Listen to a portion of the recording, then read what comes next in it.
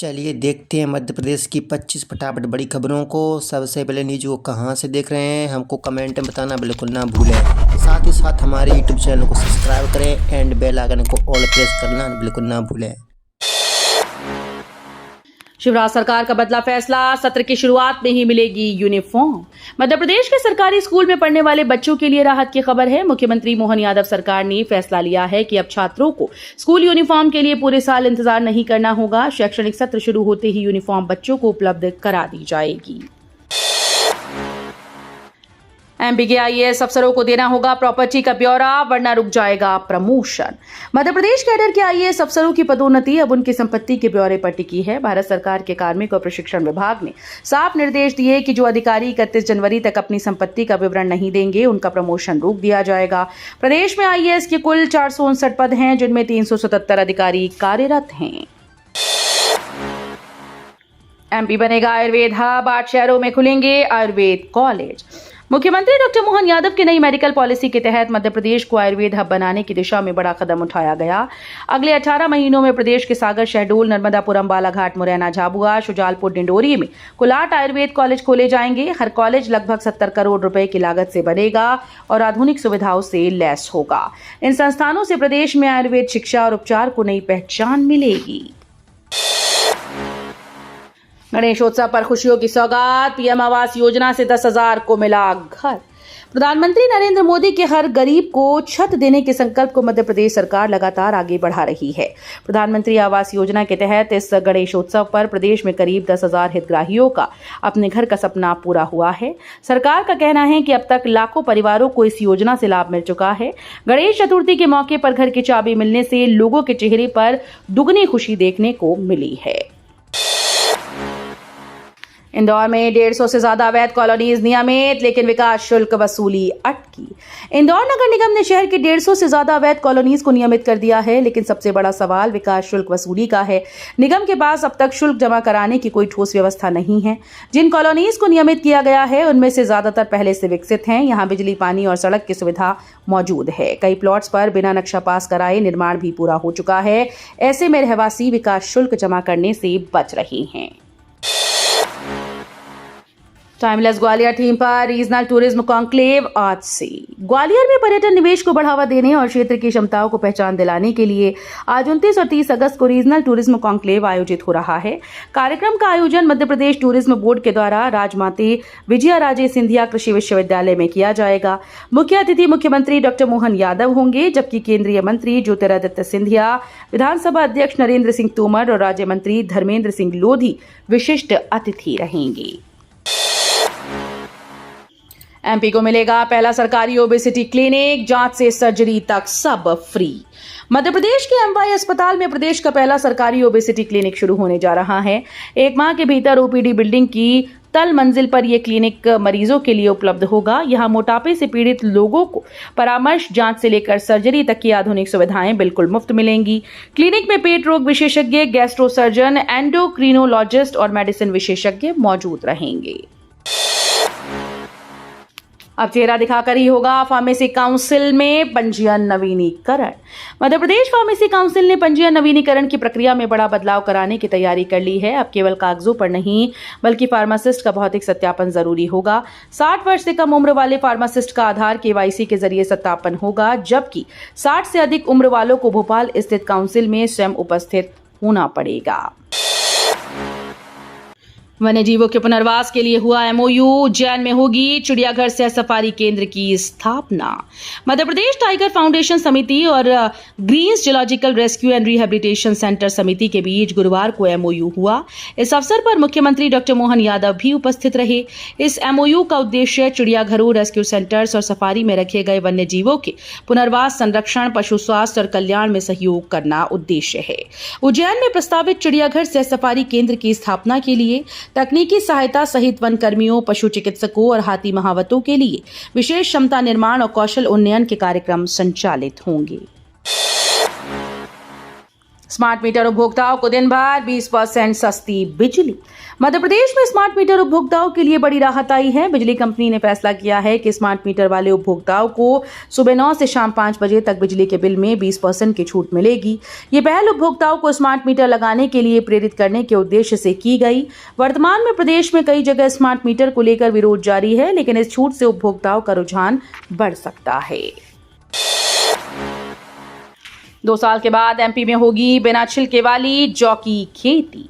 भारतीय गेहूं और जौ अनुसंधान संस्थान करनाल ने बिना छिलके वाली जौ की नई किस्म DWRB 223 विकसित की है, जो देखने में गेहूं जैसी लगती है। संस्थान के निदेशक डॉक्टर रतन तिवारी ने बताया कि वर्तमान में न्यूक्लियर बीज तैयार हो चुका है और ब्रीडर बीज पर काम चल रहा है।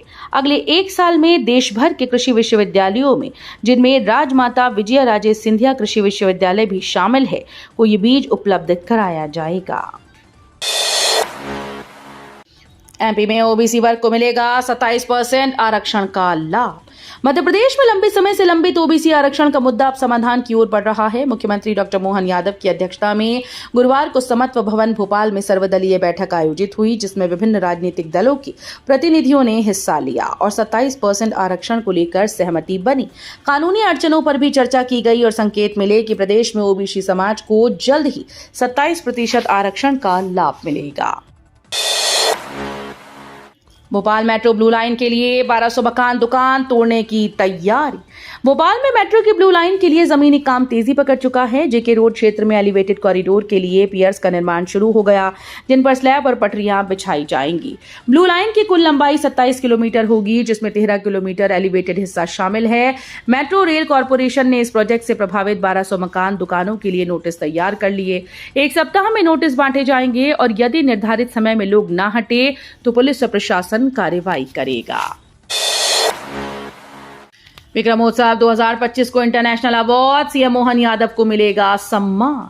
मध्य प्रदेश की पहचान बन चुके विक्रमोत्सव को एक और अंतर्राष्ट्रीय सम्मान मिला है। ईमैक्स ग्लोबल अवार्ड ने विक्रमोत्सव 2025 को long standing IP of the year से नवाजा है। इस आयोजन को संस्कृति विभाग और महाराजा विक्रमादित्य शोधपीठ के द्वारा कराया जाता है। शोधपीठ के निदेशक श्रीराम तिवारी ने जानकारी दी कि ये सम्मान मुख्यमंत्री मोहन यादव को प्रदान किया जाएगा। सिंगरौली में एनसीएल मुख्यालय का घेराव, विस्थापन में भेदभाव का आरोप। सिंगरौली जिले के मोरवा शहर के हजारों विस्थापितों ने गुरुवार को नॉर्दर्न कोलफील्ड लिमिटेड मुख्यालय का घेराव कर दिया। उत्साही लोगों ने गेट बंद कर धरना दिया और विस्थापन प्रक्रिया में भेदभाव के आरोप लगाए। ऊर्जा राजधानी कही जाने वाले इस इलाके में मध्य प्रदेश का सबसे बड़ा विस्थापन होने जा रहा है, जिसके तहत करीब 50,000 लोगों को हटाया जाएगा।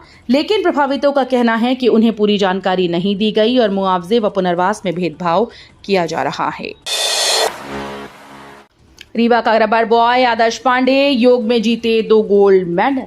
रीवा के 22 वर्षीय आदर्श पांडे, जिन्हें लोग रबर बॉय के नाम से जानते हैं, उन्होंने एक बार फिर से योग के मैदान में कमाल कर दिखाया। भोपाल में आयोजित राज्य स्तरीय योगासन चैंपियनशिप में आदर्श ने 2 गोल्ड मेडल जीतकर विंध्य का मान बढ़ाया। अपनी अद्भुत लचक और कठिन आसनों में महारत से वे बड़े बड़े योग गुरुओं को भी चौंका देते हैं। बाबा रामदेव जैसी लचक दिखाने वाले आदर्श इससे पहले लिम्का बुक, एशिया बुक और world wide Asia book of records में नाम दर्ज करा चुके हैं।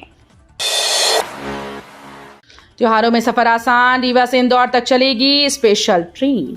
त्योहारों के मौसम में यात्रियों की सुविधा के लिए रेलवे ने खास इंतजाम किया। रेलवे बोर्ड ने रीवा से महू इंदौर तक स्पेशल ट्रेन चलाने की घोषणा की।